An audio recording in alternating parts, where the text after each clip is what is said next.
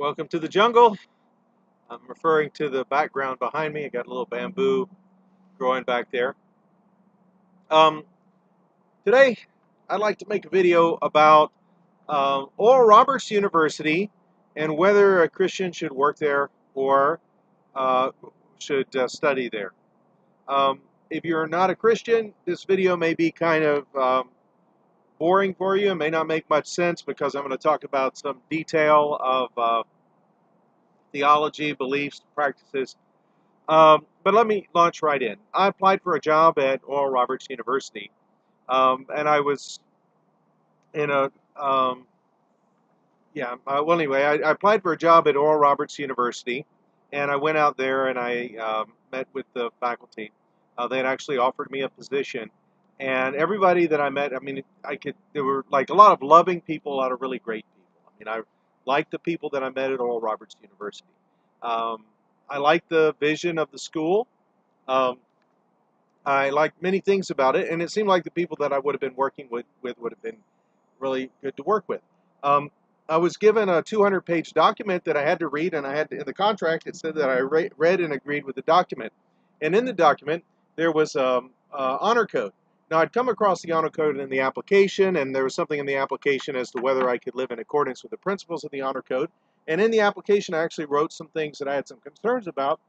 I didn't realize at the time that there was absolutely no option, and I had to agree as is with everything in there for an honor code that was actually written for students. Should have thought it through a little bit better and not gone as far as I did with the application in hindsight. But basically, there were most of the things in the honor code were actually pretty good. You know, you agree not to lie, not to steal, um, to exercise. I mean, those are all good things in the honor code. One thing it does say is, I will drink no alcoholic beverage of any kind. Now, when I was interviewing with the president, I pointed out that I do partake of wine in communion. That's the only time I drink wine, and he said that shouldn't be a problem. So I didn't expect that I would be asked to sign a vow to the Lord.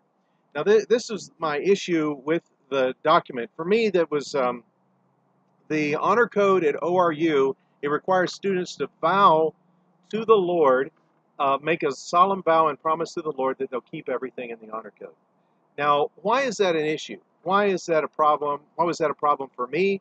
And why would I make a video about whether somebody should go to ORU or work at ORU based on this issue of the vow to the Lord? Now, I want you to go, if you want to know more about vowing and swearing and things like that, you can open up to Matthew chapter 5. You can read an example of a vow in Numbers 6 and also Ecclesiastes 5, and there are several other passages. But, you know, swearing oaths and vowing is not a huge part of our culture and our understanding these days.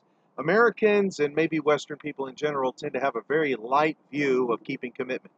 You know, someone will, in order to activate a free software package, they'll agree to a 30-page document without even reading it. So a lot of people have a really low bar for agreeing to things. They don't care what they agreed to and whether they keep it or not. So one of the issues that's really important in our society is honesty, that we all try to be honest, we try to keep our commitments. And then you have lawyers creating 30, 50, 60, 80-page documents for people to sign, and it's gotten to be so ridiculous that people don't care what they sign. And I think that's a bad thing for the honesty in our culture.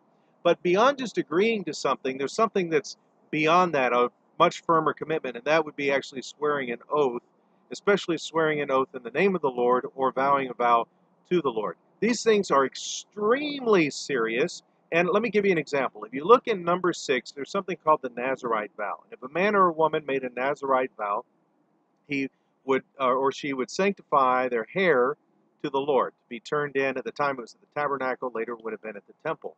And they would have, and during that time they were not allowed to touch any dead bodies or drink any wine or grape juice or eat grapes. And there were certain other restrictions as well. If they did any of those things during the time of the Nazarite vow, they had sinned against the Lord and had to do a sin offering and start over the Nazarite vow. And so breaking a vow was a serious thing, and it was a sin. And the Nazarite who was just, let's say you're sitting somewhere and somebody dies next to you and dies next to you, you have sinned against the Lord. Now just think about that. Because you make a vow, you can set yourself up in a situation where you sin against the Lord by accident.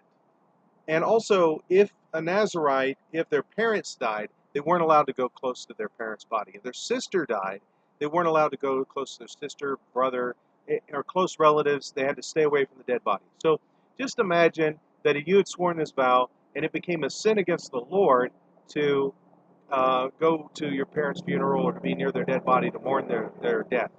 So that's how serious a vow to the Lord is, that it's so serious that you have to keep that vow, that you would even, miss being there when your parents died. That's how serious a vow is. It's something very, very serious that you just have to keep. Now, vows are very serious. There's many warnings in the Old Testament about keeping vows and keeping oaths. There was one king who was judged by God because the other king had made him make a vow and he broke it. So one king forced another king of Israel to vow to the Lord, to vow to Yahweh, that he was going to serve the other king, and he didn't do it. God would hold him responsible. So when you make a vow or an oath, if you don't keep it, you're inviting God's judgment upon you if you don't do it. Now, they also had curses, which was similar, where they would curse themselves if they didn't do something. Jesus dealt also with, there's something, dedicating things to the Lord. There were people that would dedicate, that the religious teachers were saying that if they would dedicate to the Lord the rest of what they would give to their parents, that they didn't have to give it to their parents. And so they were creating a new law for themselves that they couldn't give to their parents anymore, and create a situation where they either break their vow or they break the Ten Commandments, because Jesus pointed out that the Bible says honor your father and mother. So anyway, it's possible to create sins for yourself by making a vow or swearing an oath. If you violate an oath that you've sworn in the name of the Lord, you commit a sin against the Lord. And this is a very, very serious sin. Now consider the story of Jephthah, who made a vow to the Lord that whatever came out of his house he would offer as a burnt offering if the Lord gave him victory over, I believe it was the Ammonites.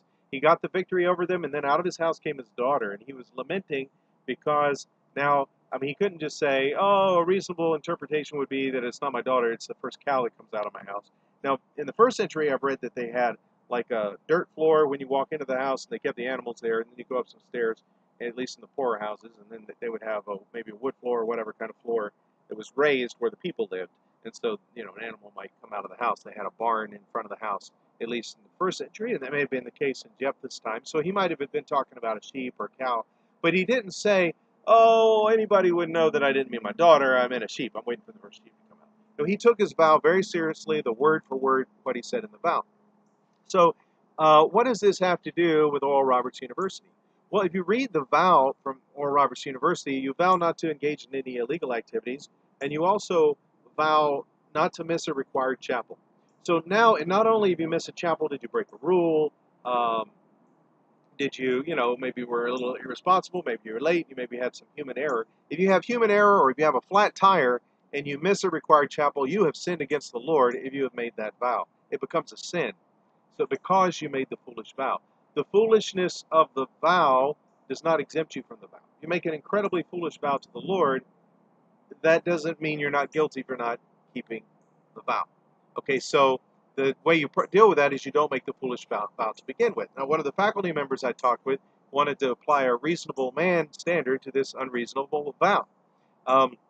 So since the vow is not supposed to be talking about wine and communion, and they don't care about that, and nobody checks up on you to see if you drink wine and communion. Actually, I had two people tell me, nobody's going to check up on you about that. And I'm like, this is a vow to the Lord. I told one of them, the Lord will know. And he said, well, you're right. You're right about that.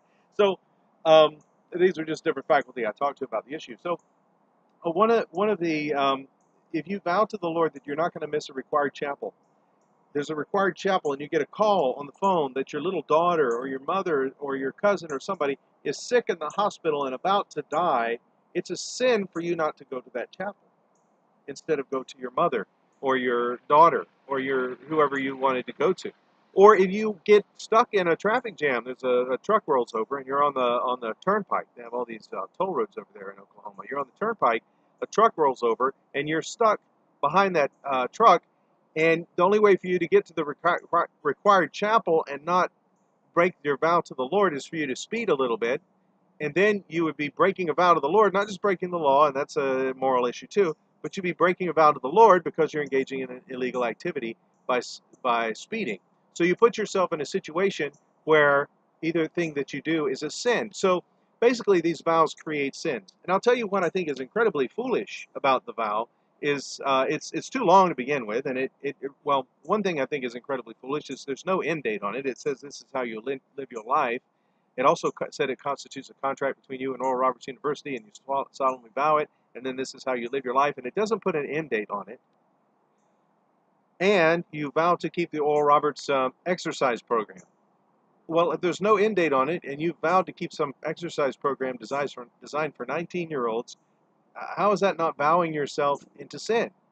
Um, why would you vow also to keep all the rules and regulations of a student handbook, especially if you're an employee, but even as a student, I looked through some of the rules and regulations. Playing, if you were playing hacky sack or frisbee around the buildings after office hours is a violation of the rules and regulations. But not only that, you vowed to the Lord that you will keep all those rules and regulations. So if you forgot you played hacky sack around the building, you've committed a sin against the Lord, a very serious sin of breaking a vow to the Lord.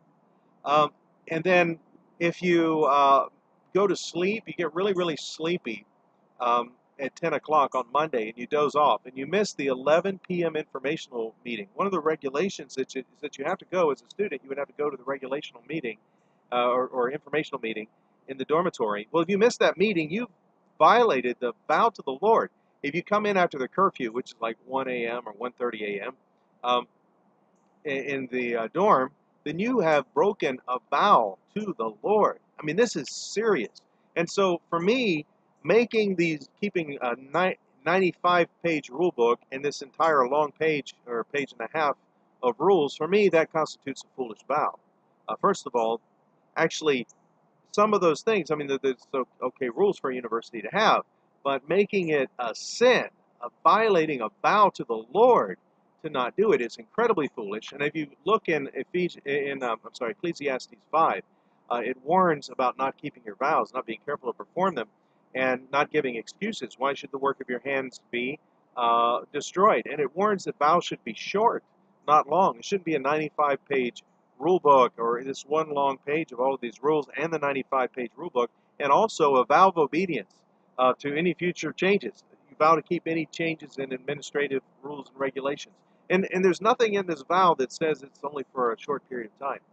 So my encouragement to anybody that is thinking about going to Oral Roberts University at this point in time, it's pretty much you have to agree with certain Christian doctrine to go there anyway. So it's aimed at Christians. I would encourage any Christian not to go until they change this policy and get rid of this. The irony is, you would think a university, it's a charismatic university. It also has some Pentecostal roots, considering the founder and everything. Some of the Pentecostal denominations actually have some commitments that people are expected to keep, and one of them is not swearing vows, like the Church of God and Church of God of Prophecy have that. I think some of the other Pentecostal denominations have some encouragement not to swear oaths or make vow or swear oaths. Actually, is the terminology for the practical commitments of the Church of God. But oaths and vows are very similar. And the main concern I had about this, now I was sitting in a situation where this was a job offer I had that would cover a part of what I needed to live. And basically I had to sign this and have an income coming in, or else trust God to provide for me. And of course, I remember Jesus said, "Swear not at all, neither by heaven, neither by the earth, neither by any other oath. For whatsoever is more than these cometh of evil." And before that, it says, "Ye have heard that it hath been said, do not swear falsely, but perform to the Lord your oaths." Well, if you look up that "perform to the Lord your oaths," some people believe, some commentators will point you to Psalm 50, and if you read it, it's a passage about performing vows to the Lord. So Jesus may have been referencing a passage about vows when he said, "Do not swear," that he considered it all type of swearing. So for me, it was an issue of disobeying Jesus in order to work at a Christian university and have a job and having all this opportunity to minister at the Christian university, or trust God to provide for my needs. Well, I wasn't going to disobey Christ to work at a Christian university. Some people may think this is just an issue of my own conscience, and if you're in any way affiliated with your trustees or administration at Oral Roberts University, you should consider that also, that have historically been people from Pentecostal backgrounds, for example, and many other uh, denominational backgrounds. And if you disagree and you think it's okay to swear oaths, and Jesus didn't mean that literally or whatever, or that it's okay to make vows to the Lord, you could at least respect the consciences of those who don't agree. But even if you think that's okay, is it okay to ask somebody to swear or to vow to the Lord this really long vow that just human error, immaturity, bicycle, automotive accidents, or other little things that can occur that are against the person's will that could occur could create a situation where they're sinning against the Lord by not keeping a vow? Even if you believe it's just okay to swear oaths and vow vows, if you think Jesus doesn't mean that literally, you're creating a situation by having people sign that in order to come to your school after they've flown from overseas, or even when they're just applying and want to go to a Christian school, or grandma went there, or whatever.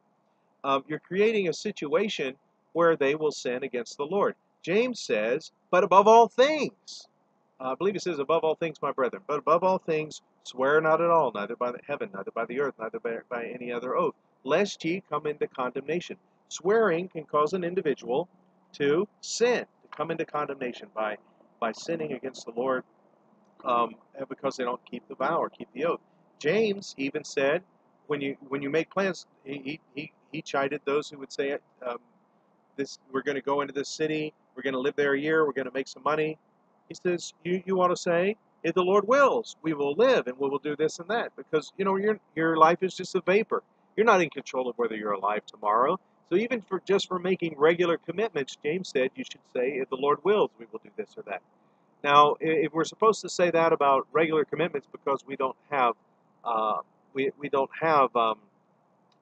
the ability to control what happens in our life, whether we live or die, then how much more should we not swear to the Lord things that are out of our control, especially things that we can accidentally not do? And it's really, really, really, really, really long, and you have to remember all of these things. It's like if you have 10 commandments that you have to keep, and then you just found a way to invent other commandments so that if you do these things, they become sins, like violating the 10 commandments. So not only, do not steal, do not commit adultery, and all these other things, but now you have to add, you have to be awake at 11 o'clock for the informational meeting, or you're sinning against the Lord.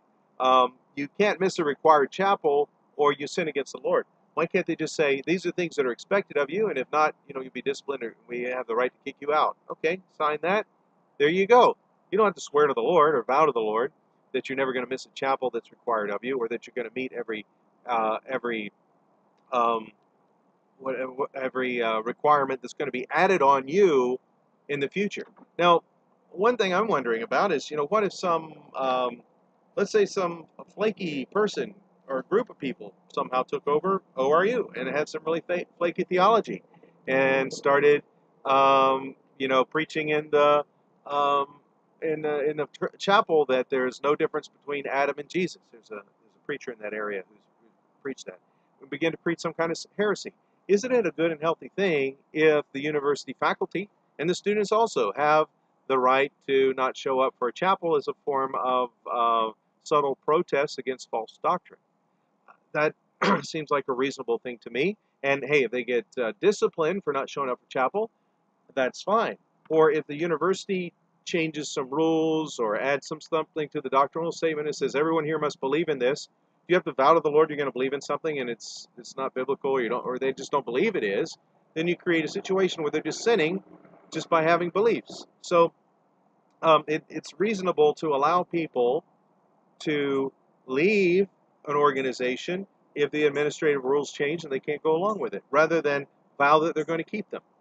I could, you could put in if you were in charge of Oral Roberts University, you could put in there, everybody here has to bite my dirty toenails. And if they don't do it, they've sinned against the Lord because of, you put that in there. Now, Jesus says, he warned against causing the little ones to stumble. The Bible warns against causing your brother to stumble.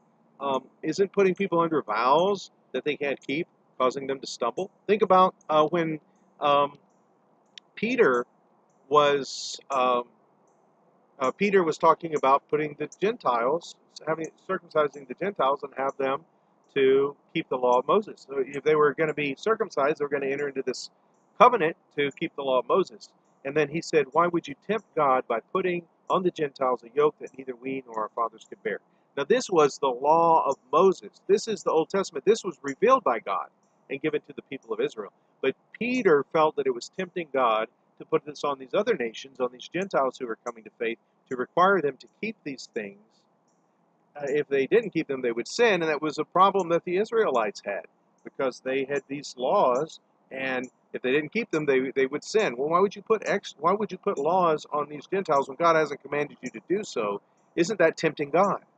Wow, think about that. Now, if you could just think about some bunch of administrative laws that you've made up and you put it on people as a burden for them to keep, and then you create a situation where they have to keep it or they're sinning against the Lord because they vowed it, isn't that bad also?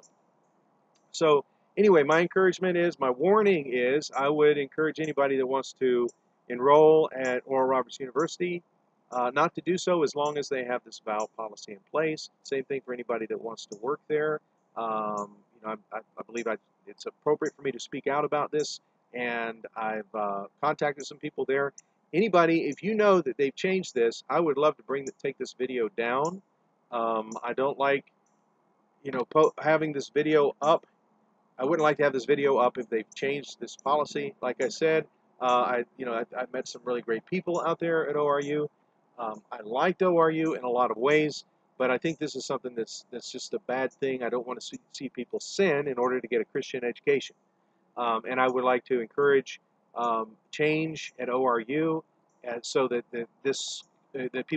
ORU and the policies, procedures, and the way they do things, they get rid of this ritual of having people vow all these rules to the Lord and put themselves under an obligation where they are setting themselves up to sin, and have them honor the words of Christ, swear not at all, by changing this. And so I would encourage trustees, administrators, and everyone to consider what I'm saying if you get a hold of this video. And if it changes, I'd like to take this down.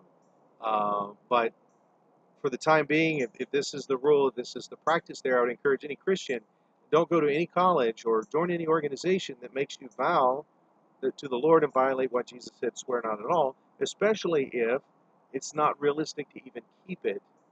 And another concern I had was the attitude towards keeping vows. It's just like that it wasn't that really big a deal. Like we might slip up and, that's okay, that it's just like grace. I'm thinking if it's a matter of just like grace, of slipping up or whatever, why would I put myself under an obligation where these things become a sin for me in the first place? So anyway, yeah, I would encourage you not to go there, not to enroll there. If you have already gone to ORU and sworn these vows, I don't know when they started doing it, or vowed these vows, keep it. Keep your exercise up until the day you die. Obey it. Follow all the administrative rules of ORU as long as it's not a sin. Otherwise, then you got a moral dilemma. Keep up with the handbook to find out whatever they put in there so that you can obey those rules that you vowed yourself to the Lord that you're going to have to keep. Don't speed, don't break any kind of laws, and don't miss any chapels that are required of you. If you're an alumni and you've moved miles and miles away, and they require alumni to come for a chapel, that is a horrifying thing to me, but I'm glad I didn't vow it. But be faithful in what you've done and don't sin against the Lord. But anybody else, don't put yourself under that bondage. About to in the video, but my wife, she didn't know all the details of what I was looking at, and I was trying to explain it to her. And we went to a church meeting in a home, and she felt like the Lord was saying, why would you allow, she was thinking about going to RU, there's a spousal benefit there. So she said, why would, that felt like the Lord asked her, why would you allow men to take away your freedom? It was a bit longer than that. So that was a bit of a confirmation for her. Why would you allow men to put you under bondage? Is kind of the gist of it. So anyway, James says above all things, swear not at all. It must have been pretty important for James to say above all things with all the things that he wrote in that epistle. Please consider that, and keep yourselves free of situations where you just create sin for yourselves before the Lord. God bless you, and thank you for watching the video.